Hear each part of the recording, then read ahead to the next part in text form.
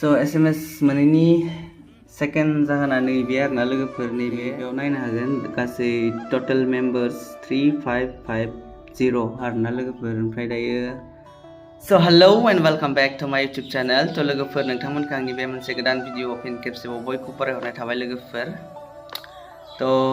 लोगोफोर दिनैहाय आं जा भिडिअ लाबोदों बे भिडिअआ लोगोफोर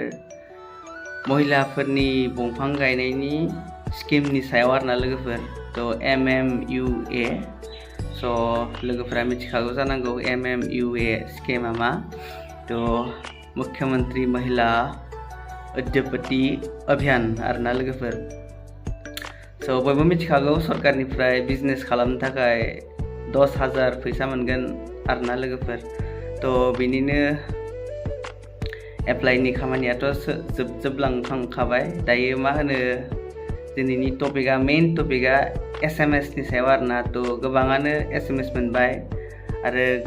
बहुतानो SMS मोनाखै आरोना तो बे SMS मोननाय मोनैखौनो आङो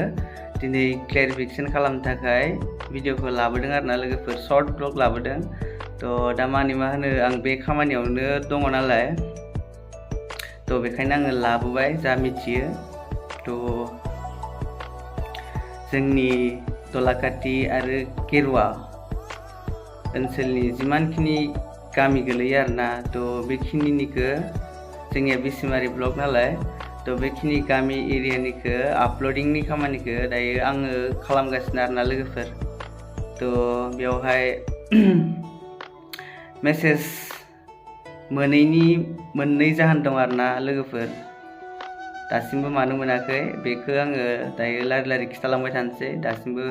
सोरबाया मोनबाय सोरबाया मोनाखै आरो सोरनियाबा मा जादों ग्रुपआव बहुतानो SMS मोनबाय आरो सोरबाया ग्रुपनियानो सोरबा सासेया मोनाखै बेफोरबायदिबो जादों आरोना लोगोफोर तो मानो जादों आं बेखौ दा खिथालांबाय थागोन लोगोफोर तो नोंसोर भिडिअखौ जोबजासिम नायलां होमबाना बुजिना मोनगोन आरोना लोगोफोर स' लोगोफोर SMS मोनैनि फार्स्ट जाहोनानो जाहैबाय मा होनो दासिमबो स्टिल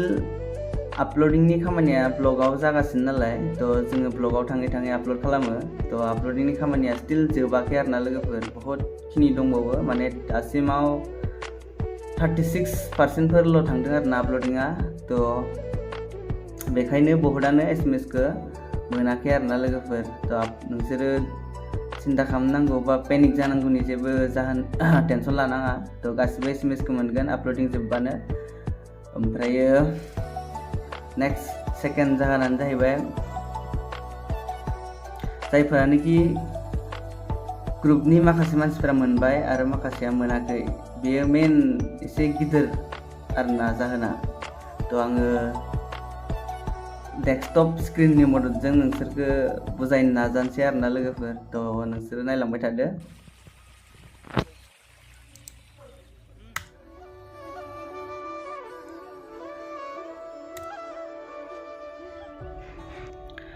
स' दायो आङो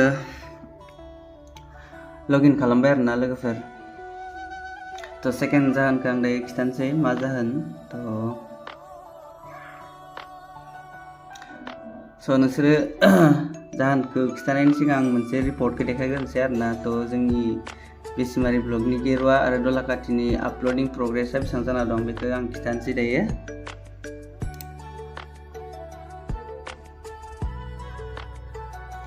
नै बेयाव नायनो हागोन गासै टोटल मेम्बार्स 3550 आरोना लोगोफोर ओमफ्राय दायो आपल'ड जानाया 1281 जाबाय आरोना लोगोफोर 1281 स' बुंनो थांबा अल टटेल 36% आपल'ड जादों आरोना तो बहुतानो पेन्डिं जानानै दङ तो जोंहा दायो फैदों मेन सेकेन्ड SMS मोनैनि सायाव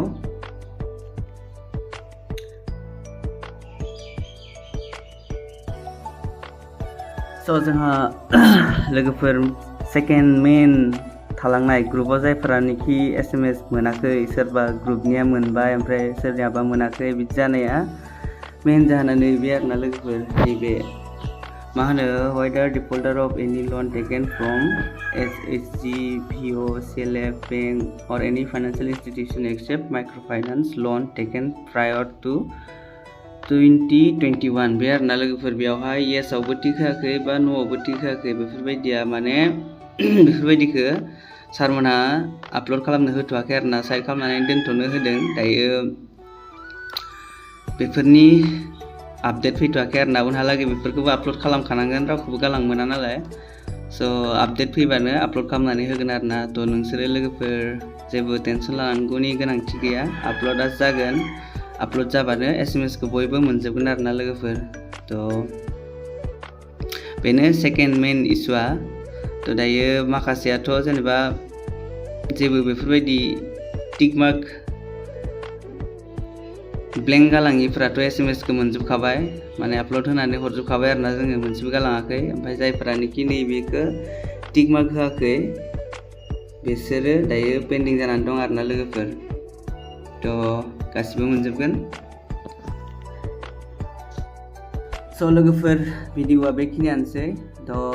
भिडिअखौ नायनानै माबायदि मोनखो कमेन्टआव लिरहरदो आरो सोरबाफोर मायाबाफोर